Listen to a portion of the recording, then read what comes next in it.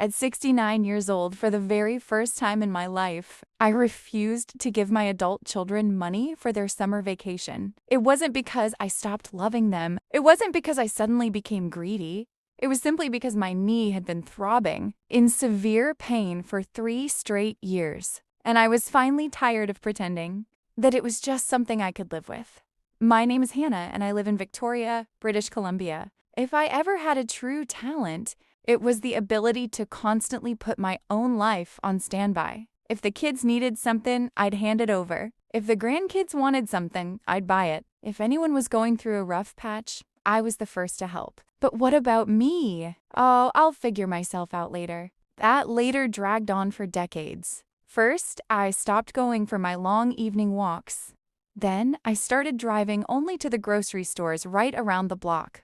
Eventually, I learned to cook while leaning heavily against the kitchen counter because standing up for more than 10 minutes became too painful to bear. For 6 months, a medical referral to an orthopedic specialist sat on my kitchen table. I looked at it every single day, and every single day, I managed to invent a brand new excuse not to make the call. And then my daughter called. She casually mentioned that they were hoping to take the kids to the coast this summer.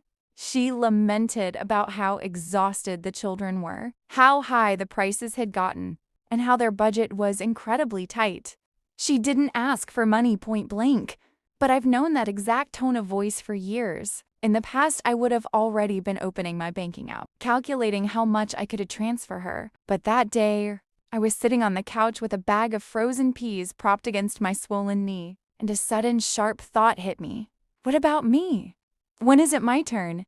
I took a deep breath and said, I won't be able to help out this time, sweetie.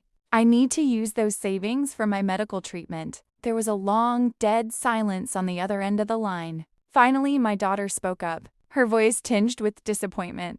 Oh, we just thought you'd want to give the grandkids a nice gift. That was the moment that completely broke something inside me. Because right then, I realized that my financial support was no longer viewed as a loving sacrifice. It had been downgraded to a mere expectation, a tradition. After we hung up, I stared at that medical referral for a long time. Then I picked up my phone and finally booked the appointment. A month has passed since that day. I've been going to physical therapy, doing my exercises, and slowly rebuilding a normal, pain-free stride. My daughter called me the other day to ask how the treatment was going. She didn't bring up the beach trip again.